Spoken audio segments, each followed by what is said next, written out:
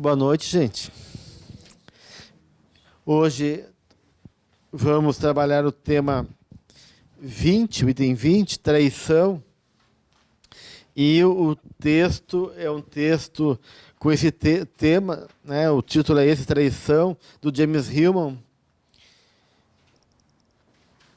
Para a gente poder pensar um pouquinho uma das questões mais importantes do drama humano quando envolve relacionamento, né?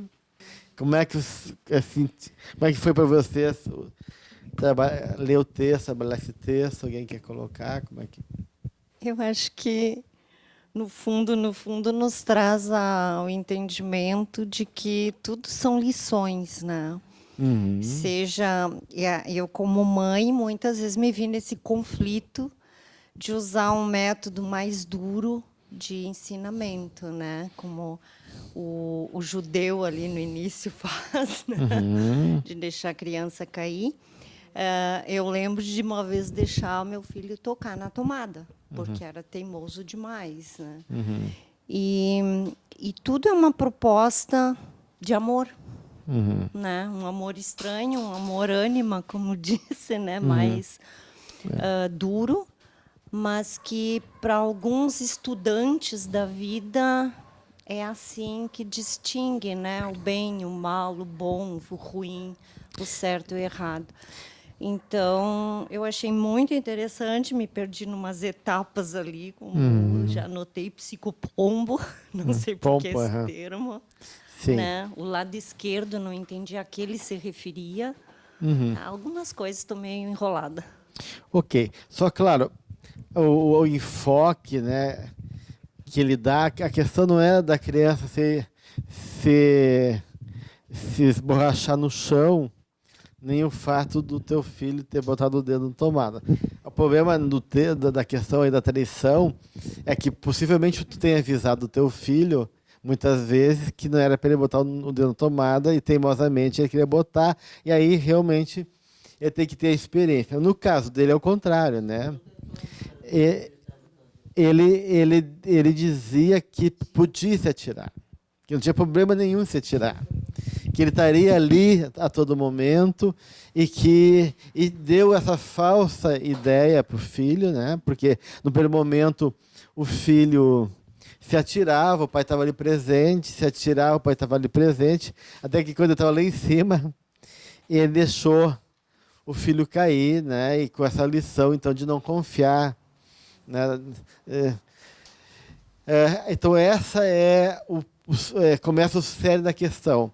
A traição pelo logos, pela palavra, né? Quer dizer, toda a proposta da traição aí começa por uma proposta de um universo que envolve um compromisso com o masculino. Por isso que a questão da ânima é esquecida, ele resgata depois a questão da ânima no texto, né? Então começa aí. É a traição do logos, de alguém que acredita no que o outro diz, no que o outro fala. E o fato de não conseguir, né, manter essa palavra, né? Então, é da ordem desse lugar aí. Eu dei a palavra e tu confiou e a coisa não aconteceu como foi combinado, como foi dito, né? Mas, claro, o texto vai ampliando, né? Então, uma das primeiras questões que ele traz é a relação da confiança com a traição, né? Então, que é uma questão básica, que não há traição sem confiança. Para haver traição, tem que haver confiança. Não, por acaso, tu estava tocando alguns pontos me trouxeram algum incômodo, assim. E um deles foi... Porque antes dele dizer que como é que é? A confiança faz parte da traição, ele alega que a traição faz parte da confiança. E daí eu fiquei pensando, será que necessariamente? Sim, necessariamente. Por quê? Por pode quê? existir a hipótese, mas... Não, Oi, É porque se não existisse a possibilidade da traição, não existiria a exigência da confiança, no caso. Sim. Eu vejo... Sim, porque senão não existiria essa exigência da fidelidade, exigência, se não existisse a possibilidade da traição. Só queria aproveitar e dizer assim que, na realidade, o que me passou o texto foi que a traição faz parte de um processo de amadurecimento também do espírito, como ela falou, né? Porque, na realidade, a gente se vê como... que as expectativas elas sempre vão ser, de alguma forma, frustradas na nossa caminhada. Então, que a gente tem esse processo aí de... Então, o que está em jogo aí... são duas coisas aí importantes. A traição é um tema arquetípico, né? De uma maneira, se a gente for ver no mito cristão, isso está presente no mito cristão. Lá já, no início, na história de Adão e Eva. A história de Adão e Eva, do drama divino e todo o processo, começa por uma traição. Né? A Eva recebe o envolvimento, a sedução da serpente, de Sofia, para alguns textos gnósticos, que é a sabedoria, o lado feminino de Deus. Né? E convence ela, né, de experimentar a maçã, a árvore do conhecimento, envolve Adão nessa trama toda, né? E eles experimentam, então, e traem, né? Traem a Deus, traem a si mesmo, traem uma proposta de vida ali, naquele primeiro momento, e são expulsos para isso. Então, aí já tem a traição. Depois tem a traição com... Caim é mais a questão de um matar o outro, né? Mas tem ali... quando começa a tribo de Israel, inicia uma traição de José, né? Que tem que lutar contra Javé no Velho Testamento. Depois tem a maior traição de todas, que é a do Cristo, né? Então, aí tem também um outro tema na história do Cristo, e mais de uma traição, né? Porque a negação de Pedro também de ser uma traição. Ele diz que não vai trair Jesus. Jesus, olha, Pedro, não é bem assim. O quê? Como tu pode dizer isso? Jamais te trairei, né? E promete. E falou, não, tanto vai que vai me negar 3 vezes. Então, há uma traição aí de Judas, e há uma traição também de alguns discípulos, né? Então, de uma maneira, esse tema está permeando o nosso mito cristão. De alguma maneira, se o mito cristão é uma história exemplar que nos coloca em contato com temas essenciais da vida, então a traição é um tema essencial da nossa vida, com certeza, né? E isso que ele vai, de alguma maneira, tentar trazer no texto, né? E uma dessas traições é justamente do puer. Né? Ele fala do puer, dessa traição do menino, né? O menino ingênuo, o menino que acredita ingenuamente e que aí essa ingenuidade não pode se sustentar. Em algum momento ele vai se borrachar no chão porque ele acreditou em coisas por uma inconsciência dele. Então é exatamente essa confiança que Hillman critica. E essa confiança que é insustentável. Quanto mais tu depositar no outro algo que é teu,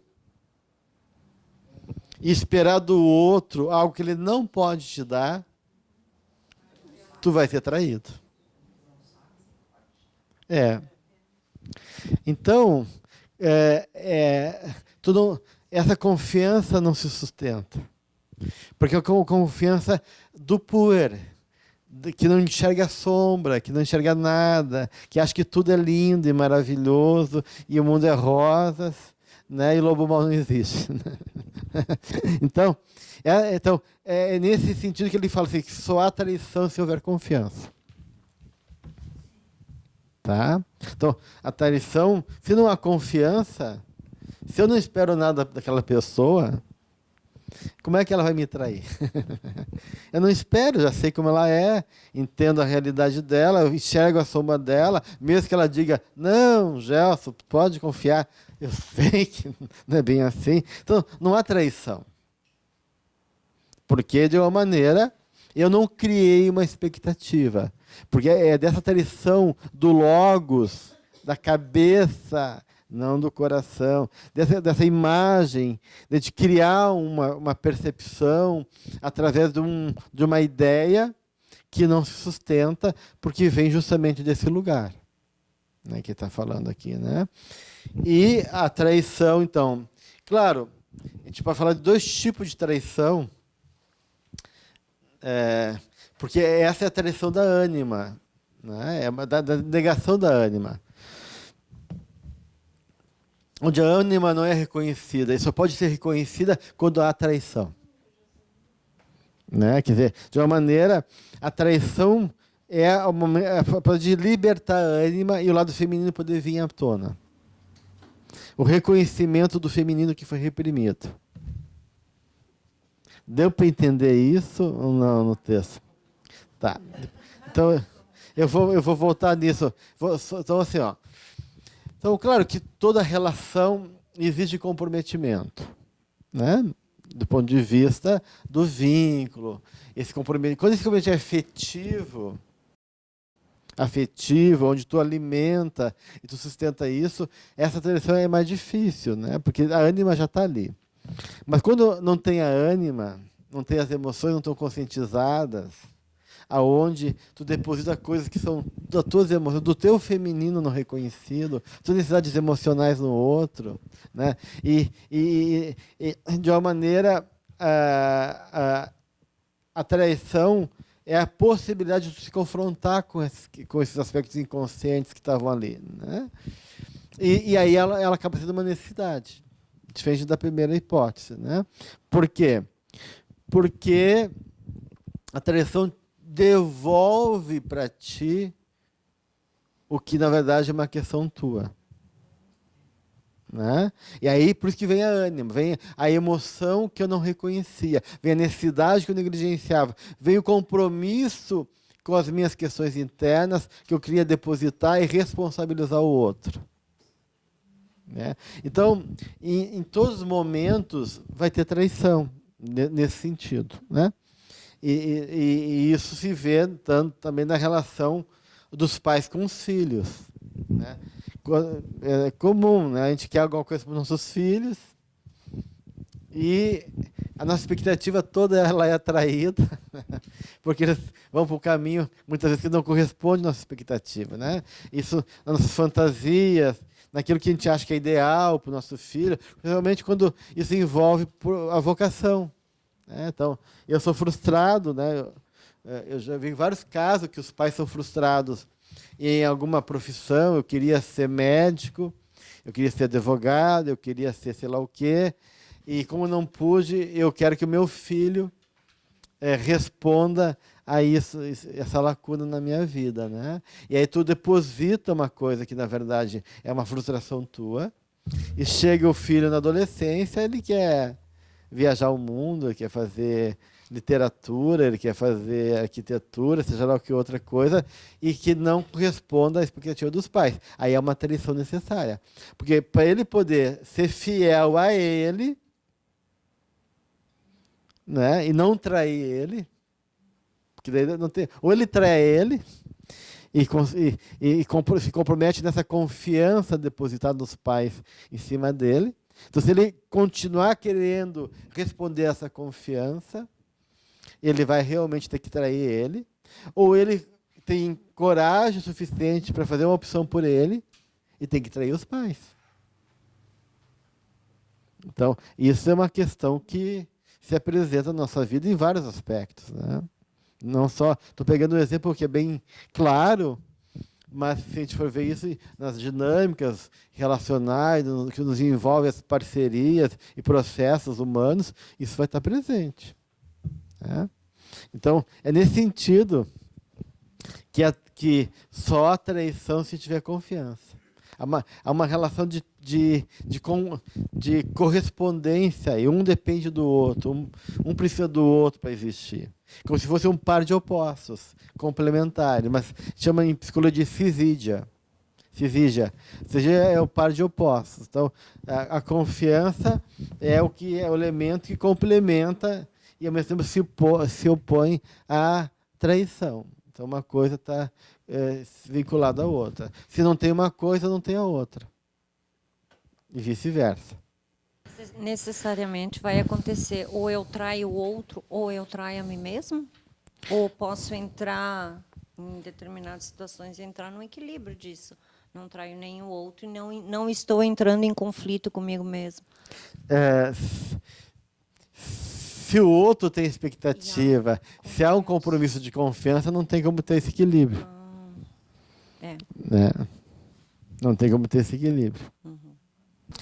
Quantas vezes aí a gente não ouve pessoas que se sentem traídas por Deus, por exemplo.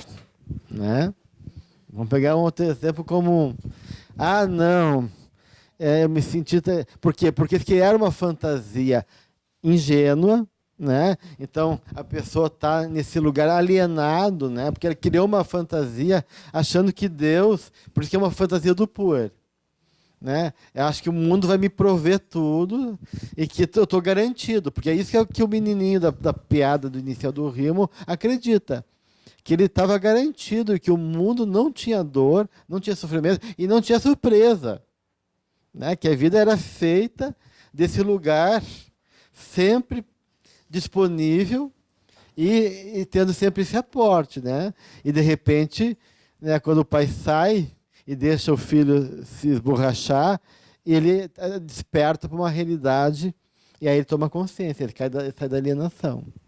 Então, quanto mais a gente tiver uma ingenuidade, uma infantilidade de depositar na vida, ou mesmo um orgulho também junto, né? Porque de alguma maneira essas duas podem junto, né? Esse orgulho de achar que Deus não pode me decepcionar e que tem a obrigação de atender às minhas necessidades, né?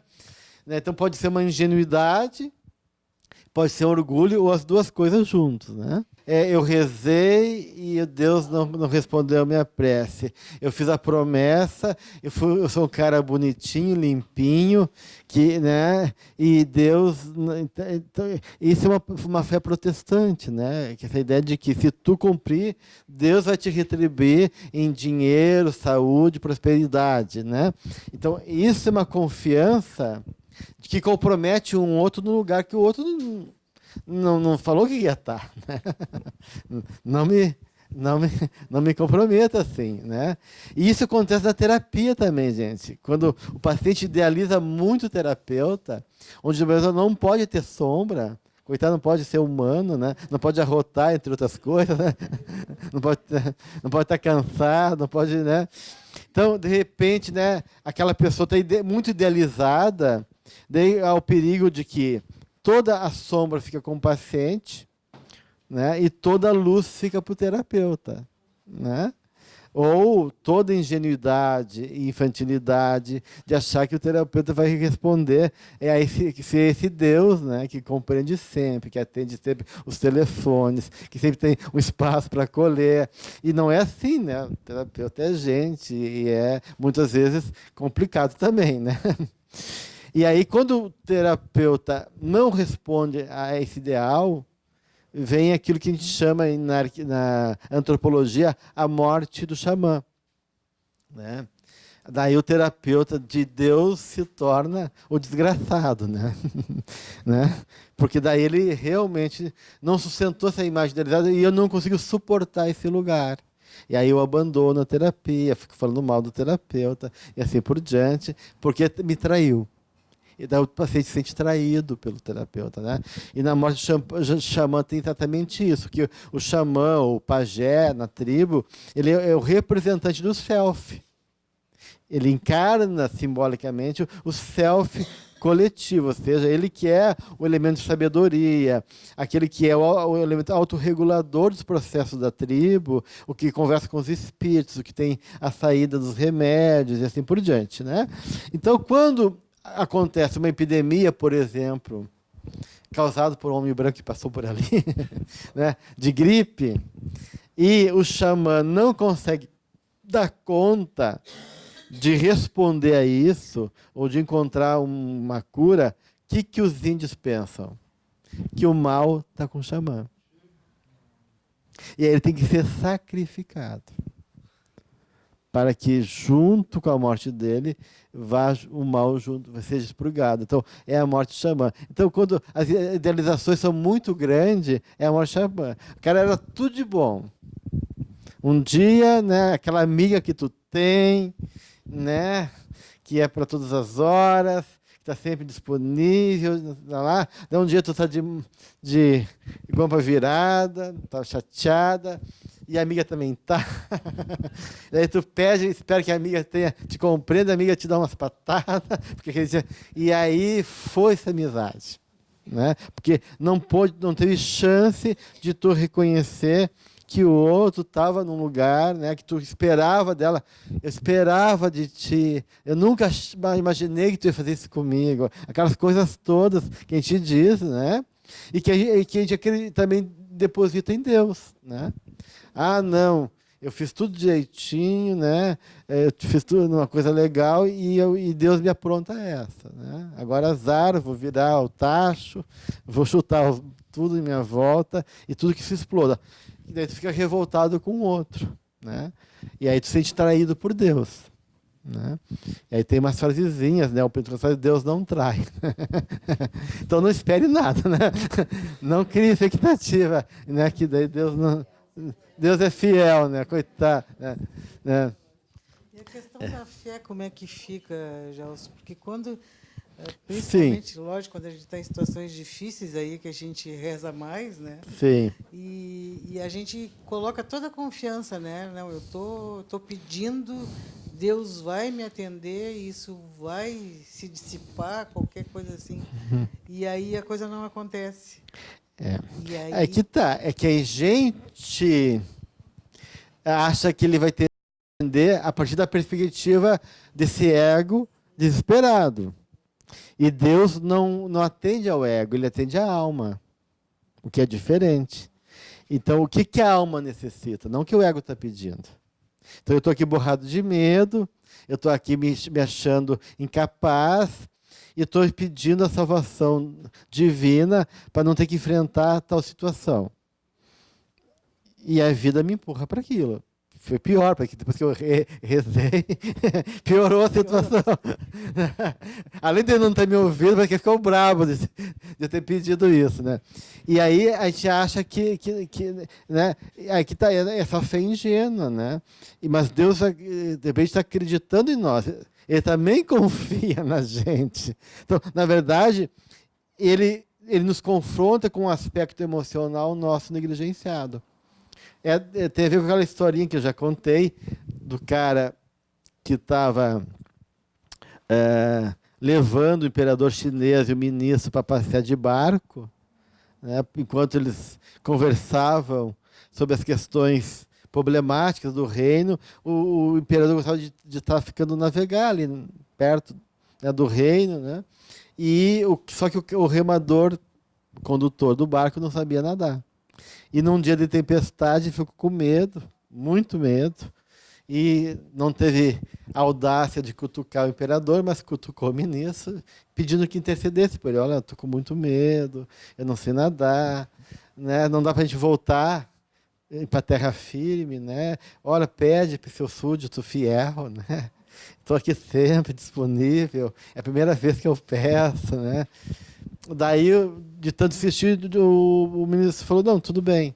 ó, meu imperador, teu súdito aqui, leal, né, tá com muito medo, ele não sabe nadar, e se o barco virar, ele tem receio que ele possa morrer afogado, né? Será que a gente pode ajudá-lo? O imperador, não, claro, súdito fiel, esforçado, comprometido, né, tá sempre aí, né? Daí o imperador pensa um pouquinho e diz, jogue na água, né? Jogue na água, né? Para surpresa do remador, que devia ficar sentindo também muito decepcionado, desesperado com a proposta do imperador. Por que ele jogou na água? Para que ele pudesse aprender a nadar, né? Porque se levasse só para a terra firme, é a criança incapaz, é o puer, que eu tenho que cuidar e proteger totalmente. Mas se eu acredito que por trás daquele medo infantil existe uma pessoa capaz de ter habilidade para poder se boiar na água e aprender a nadar, então jogue na água. Estou aqui, não tem problema, vamos lá, bate a perna, até que uma hora Então, é isso que Deus faz para nós, né? Ele nos joga no mar da existência, na reencarnação e nas situações mais difíceis, porque a gente pediu para ser salvo. A gente pediu para poder superar aquilo. Então vamos superar, tu vai aprender a lidar com o drama. Tu vai criar resistência em ti. Tu vai mostrar que tu tem fé em mim, eu tenho fé em você. Então vamos nessa junto. E aí a gente fica mal porque a gente não acredita em nós. A gente não consegue reconhecer. Porque a gente está nesse estado de... né? Dessa inconsciência, desse processo de... E aí a gente tem que despertar para a vida, né? Isso que tu colocaste, né? Da alienação. A gente está alienado de nós mesmos. Né? E aí quando a alienação é quebrado, o sentimento é de traição. Né? Mas está traindo o quê? A quem? A nós? Ou realmente está traindo a essa fantasia infantil, essa expectativa exagerada, essa inconsciência, essa projeção e essa responsabilidade que eu depositei no outro? E que o outro não tem que dar conta, de igual maneira.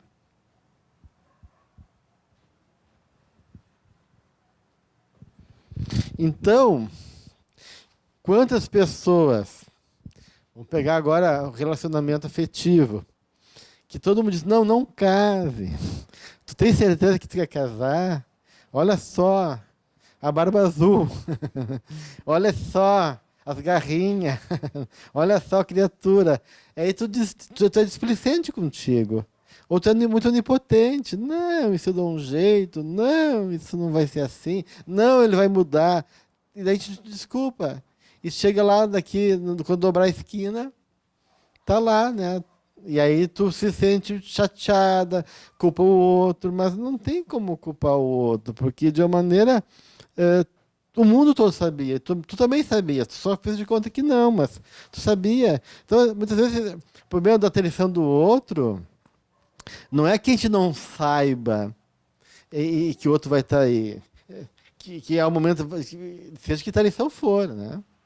Eu não estou falando da traição sexual, de outras traições também. Eu esperava que ele fosse legal comigo, ele não é. Eu esperava que ele lavasse a louça, não lava. Né? Outras coisas assim, né? Mas ele já mostrou quem ele era. É tu que estava te iludindo nessa alienação, achando que as coisas se resolver em nome dessa fantasia interna tua, né? Ingênua, ou de uma expectativa, né, que tu colocou e que era irreal, né? E aí depois tu culpa o outro, mas não tem como culpar o outro, porque de maneira quem se colocou nessa situação foi você mesmo, né? O outro não podia dar conta desse lugar. E a gente insiste que o cara vai dar esse lugar. E às vezes o cara até diz, né? Não quero, eu não vou dar conta, eu quero isso, eu quero aquilo. Não, mas tudo bem.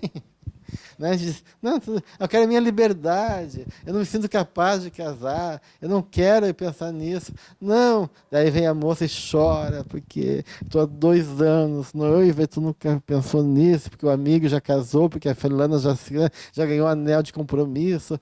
Daí tu insiste, o cara casa. Né? Meio na pressão, no susto, né? E aí realmente há um desencontro aí, né? E, bem, às vezes pode até dar certo, mas não é garantia, né? Nem quando a gente faz os juros de amor, né? Dirá quando a pessoa diz, olha, eu não estou preparado, não estou afim, então já está sinalizando. E também quando a pessoa faz esse discurso muito idealizado, né? Tudo assim, tal, pode vir, vem, né? E tu acha que pode, porque tu é ingênua também, tu quer acreditar nisso, e a coisa daí também não acontece como a gente espera. Então, vai ter um momento. Vai ter um momento. Em alguma situação da nossa vida, que a gente vai trair e a gente vai ser traído. Eu não conheço ninguém que não passou por essa experiência, mesmo que tu não queira. Porque às vezes a traição, tu nem sabe que traiu, ou que foi traído, né? Ah, não, né? Daí vem a pessoa nunca mais olhou para o teu rosto. Mas por quê? Não, porque aquela vez eu estava chateada e tu defendeu a fulana. Porque tu não quis os teus bens e doou para o outro, né? Mas, né, como se o outro tivesse que obrigação de doar para ti, ou porque tu falou que ia jogar futebol comigo, né? E quando vê tu está jogando basquete com outro, né?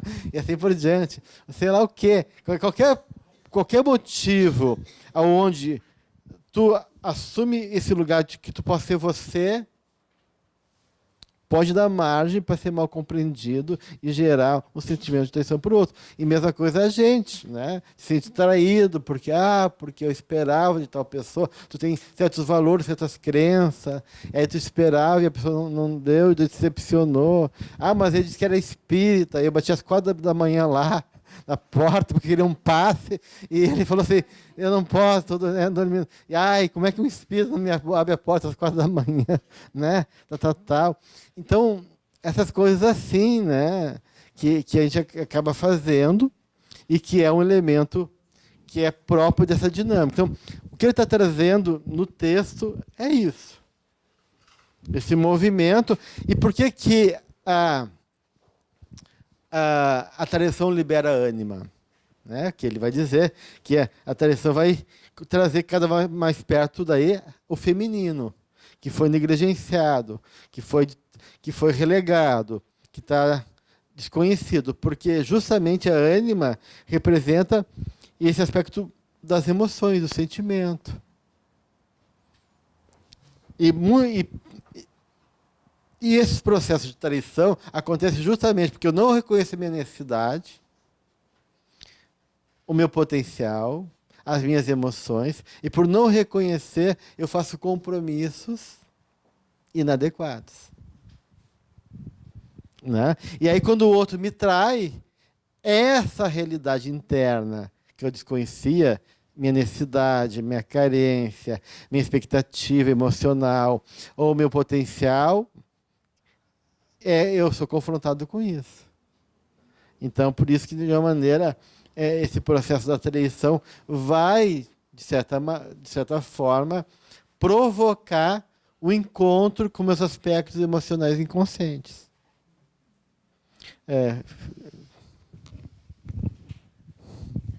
Vendo dessa forma, então, seria sempre um olhar do traído, né, com relação à traição, mas na realidade a traição não acontece com quem a gente acredita que traiu. Não sei se eu me fiz entender. Mas assim, eu acredito que o outro me traiu, mas ele não obrigatoriamente me traiu, porque a minha percepção é a maneira como eu gostaria que ele me tratasse. Mas não é exatamente o que ele podia fazer. Então, a gente usa um termo meio inadequado. O quanto o outro participou disso ou não, Depende de como foi.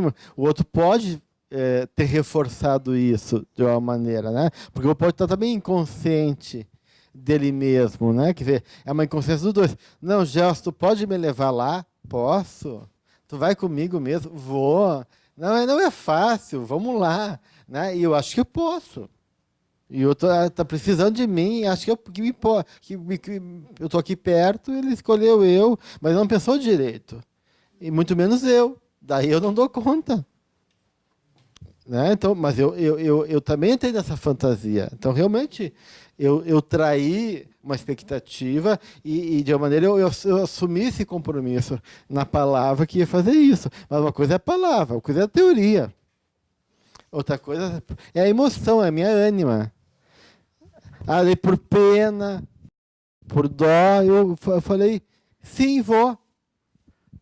Então, pena e dó, confusão da minha ânima. Mas se eu fosse honesto comigo, mas Gelson, tu tem medo também, ou tu não dá conta daquilo, tu não sabe. Então, cara, por mais que tu tenha pena da pessoa, que tu queira, não, assume que não, mesmo que tu decepcione ele, ficar chateado, olha, eu adoraria, eu estou assim até chorando, sofrendo contigo, né, mas eu não vou dar conta disso. Aí eu estou realmente tendo consciência da minha ânima e podendo, de uma maneira, balizar e não entrar nesse buraco aí, nessa história furada. Mas, geralmente, então a gente faz coisas também e se compromete com coisas que a gente, por não ter consciência ou por essa confusão emocional, acaba se comprometendo e não dando conta. E aí realmente começa a complicar as coisas. Bem, mas eu queria ir num ponto importante do texto. A gente não vai conseguir dar conta de tudo, mas não é a ideia dar conta de tudo. Estou fazendo experiência para vocês, para não serem traídos que leram um texto achando que iam entender tudo. Então, né? Mas existe daí os perigos do traído. Né? Ele fala dos vários perigos. Né? Então, acho que é importante. Vamos ler cada itemzinho, bem o iniciozinho, só para a gente poder falar um pouquinho desses itens, que eu acho muito importante dentro da dinâmica psicológica da traição. O momento crítico da grande traição, quando você é crucificado pela própria fé, o momento perigosíssimo, aquilo que Francis chamou de escolha. Né?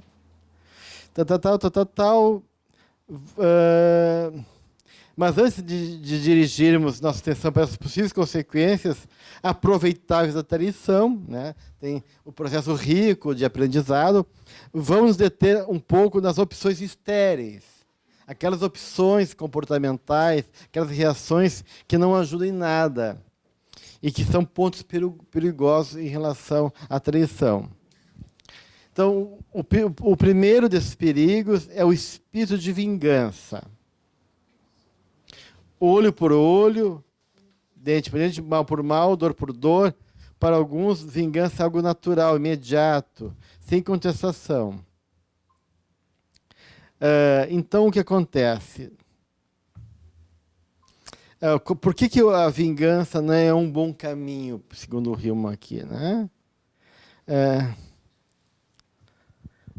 Porque a vingança só potencializa uma tensão de opostos. Né? Ele me fez, eu vou fazer uma abreação da tensão. Eu estou chateado, estou magoado, estou ferido, e vou descontar no outro a dor que eu estou sentindo, para me aliviar. Então, é uma descarga de impulso, não é uma coisa de resolução, não é uma coisa de elaboração de conflito, não é uma coisa de transformação, é uma coisa de reação emocional que aumenta o conflito. Que é destrutivo, que é perverso, segundo aqui, né?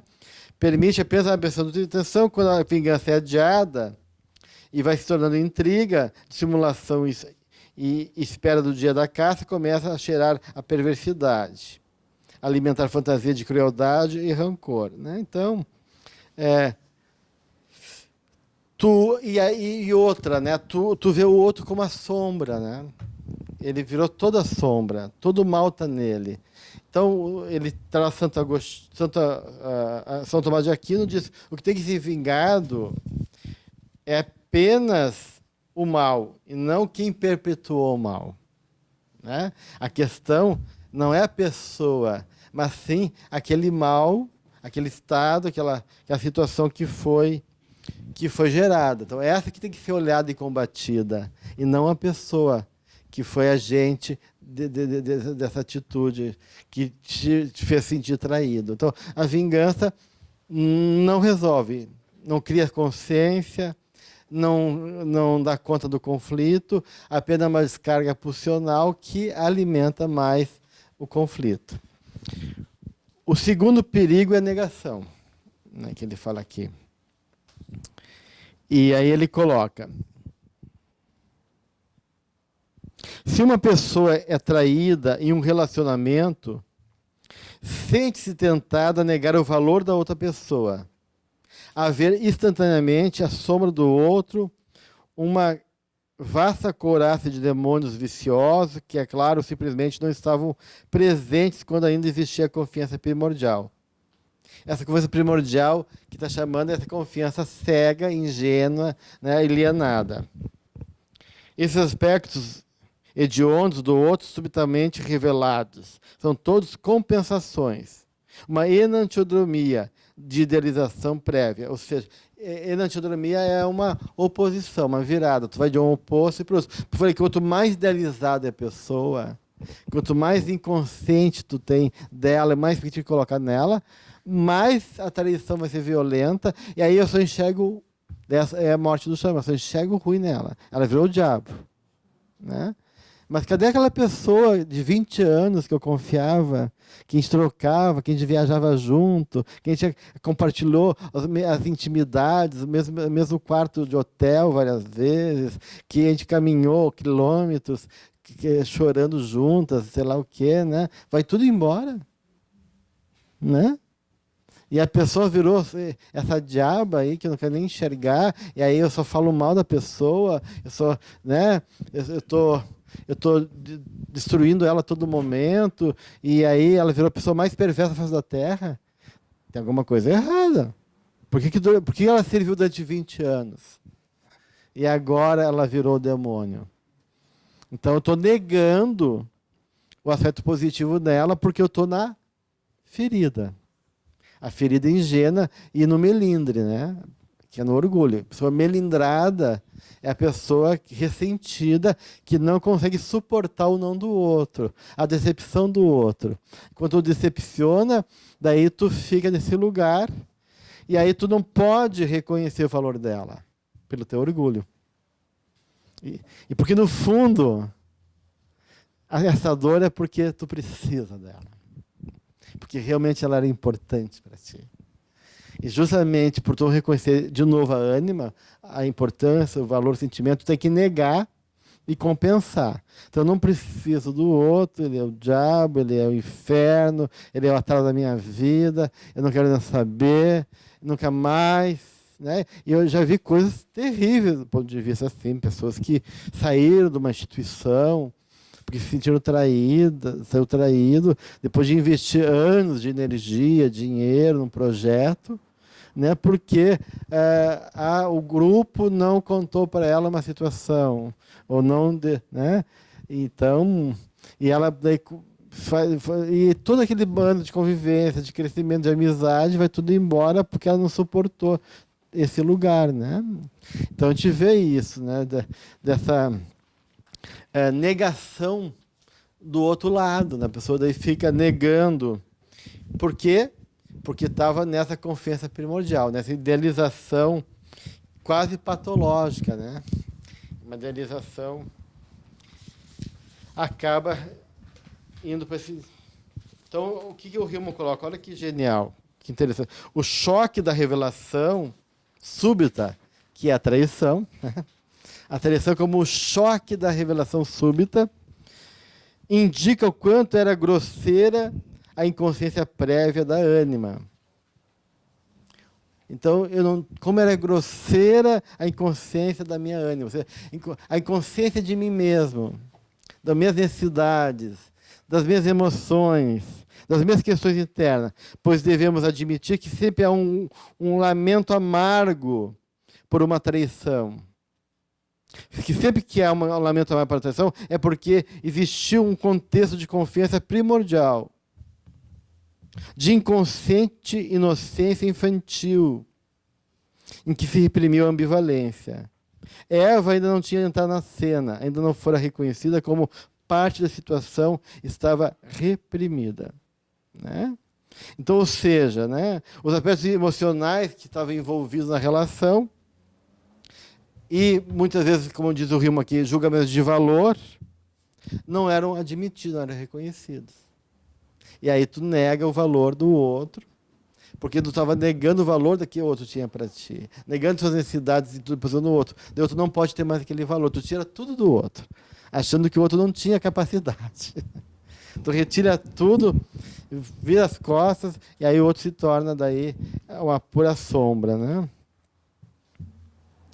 Então, por isso que ele diz que muitas vezes a ânima só pode gerar consciência e atenção sobre si, gerando problemas. E muitas vezes isso acontece nas relações humanas, principalmente de homem e mulher. Quando o homem é muito inconsciente da sua ânima, ou inconsciente da necessidade da mulher, como é que a mulher faz? Primeiro ela se veste para o marido, né?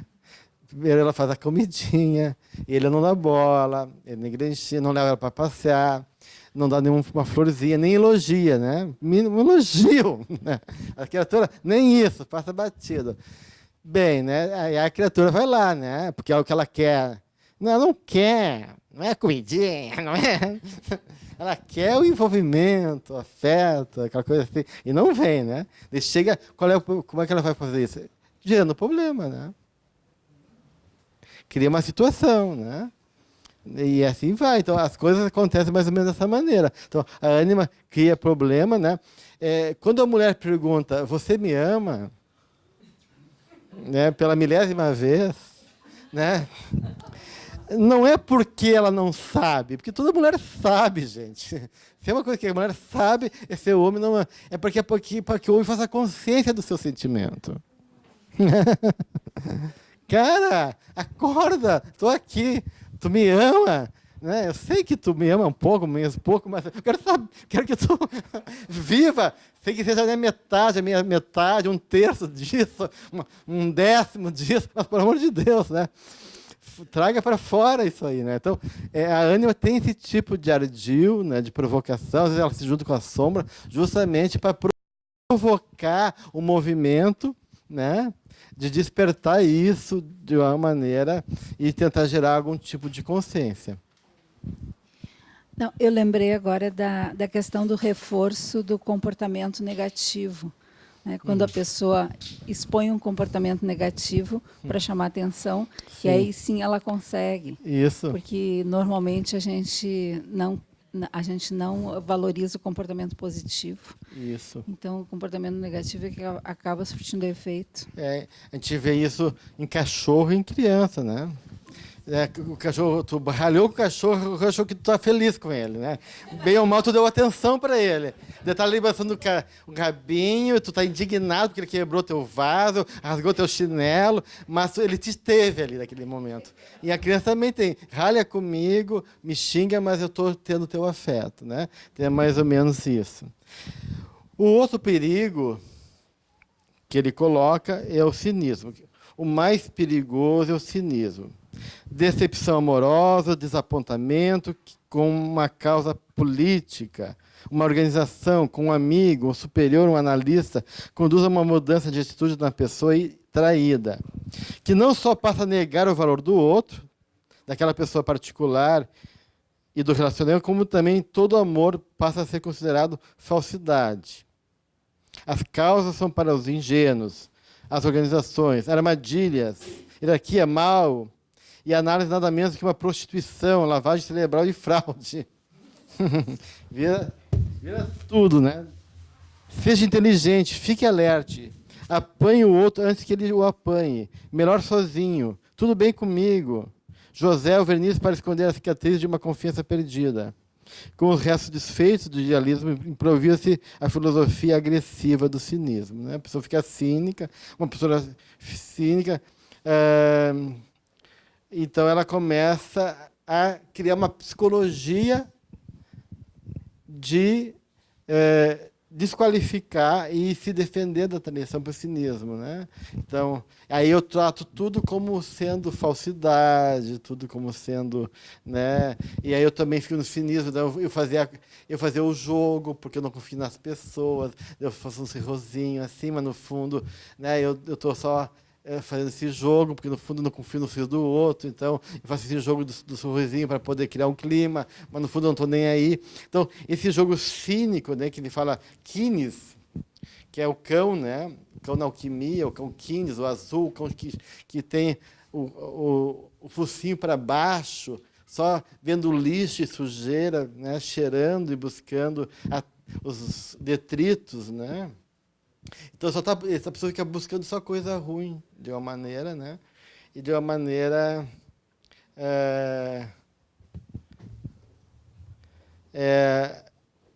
que a pessoa faz ela zombar do próprio destino, ele diz aqui, né? Então, esse seria o outro. E, por último, que é a traição de si mesmo, né? O que é, para Hillman, trair a si mesmo? Tu age que nem o traidor. Ele me fez eu fazer igual, para me pagar. Mas tu falou que não acreditava naquilo, tu é contra esse valor, tu não concorda com que a pessoa faça isso, por que tu vai fazer igual? Né? Então, tu está traindo a ti mesmo, né? Eu tenho um paciente que estava me colocando exatamente isso, né? Que ele estava incomodado com uma situação da companheira dele, daí ela fez uma atitude que ele não era uma traição, né? Era apenas assim uma coisa que ela não fala para ele. E ele acaba ficando chateado porque umas coisas da relação que são negociadas, ela faz um movimento sem ele saber. Daí ele disse para mim, porque agora eu vou sair daqui da terapia e vou fazer ginástica com um amigo, depois vou almoçar com ele e não vou nem dizer para ela. Ela vai ficar lá fazendo comida, me esperando, não vou nem... Eu falei, mas por que tu não vai avisar ela, né? Eu questionei ele. Porque ela faz isso comigo, mas tu acabou de reclamar que isso é ruim para a relação. Por que tu vai fazer igual, né? Então, tu tem todo o direito de estar chateado e não ir almoçar com ela, e almoçar com teu amigo, porque tu acha esse momento mais interessante. Esse é um direito teu de fazer uma tua vontade. Mas avisa, porque não quer que a relação avance, que cresça, e não é dando exemplo, e não é se posicionando adequadamente, que tu vai mostrar para ela que sim, está indignado, tu pode até dizer o porquê, ou não dizer porquê. Se tu quiser dizer para ela, então não diz o teu sentimento, mas avisa ela, olha, eu vou ficar aqui com meu amigo almoçando, não me espere para almoçar, ponto, né? Então, essa é a autotraição, né? Numa forma menos grave, tem pessoas que fazem isso na esperança de que o outro vá perceber o que ele fez, né? Mas nem sempre o outro sente do mesmo jeito. Claro, o outro tem outra percepção, né? E o que leva também o comportamento oposto, né? E isso quando acontece na traição, né? Quer dizer, eu fui traído afetivamente, sexualmente, agora eu vou trair o outro também, para ele sentir a dor disso.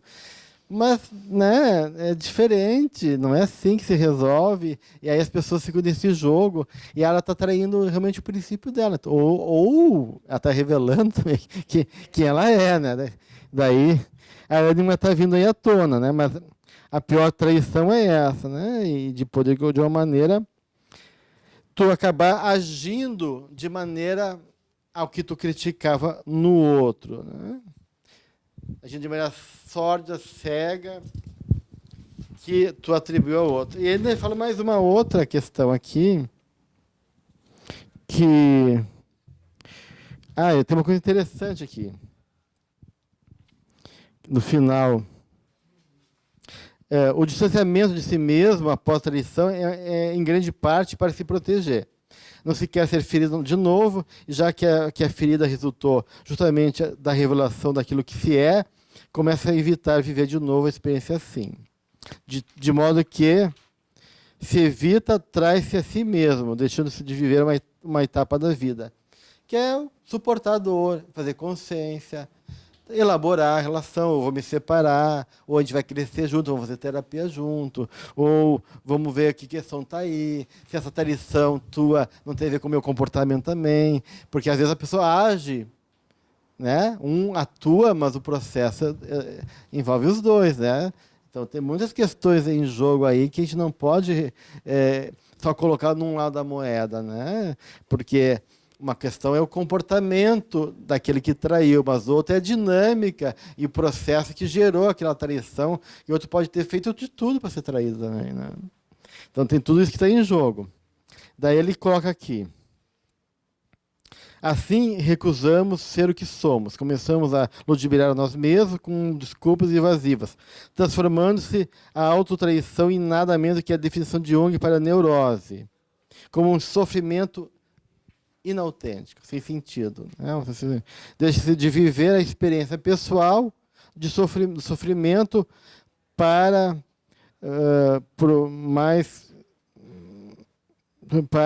por falta de coragem de ser trair si mesmo. Ao invés de enfrentar a situação, olhar para isso, a pessoa se trai como uma forma de não enfrentar a questão, de olhar para o que está em jogo. E por último, que vem com a negação, a traição, né? É outro desvio negativo que chama de paranoide.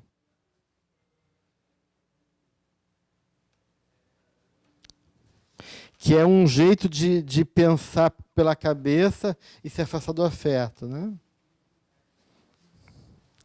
Então, tu quer garantias de lealdade, exigências paranoides, que é da cabeça, esse compromisso de fidelidade pela cabeça, porque tu não confia no afeto, no logos, no eros, e fica preso no logos, né? E tu quer garantia do logos, mas tu não vai olhar para outra pessoa, tu vai ter que chegar em casa 8 horas, tu vai ter que, né, se vestir, essa roupa está muito aberta, o que é isso? Está aí querendo que os caras, né, feche essa blusa, né?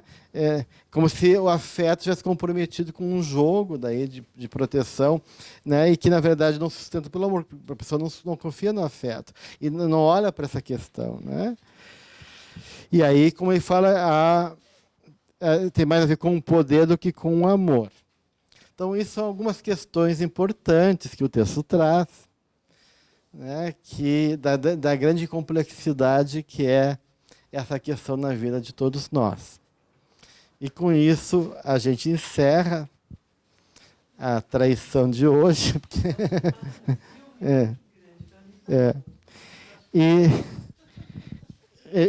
Tu vê como é interessante o texto, né? Agora, olhando assim com mais calma, a gente vê como que o texto é muito rico, ele é muito abrangente. Então, semana que vem, a gente vai para o item 21, timidez e inibição. Tá? Capítulo 4, insegurança e arrependimento. E capítulo 9, algozes psicológico do livro Amor, Imbatível Amor. Uma boa semana a todos.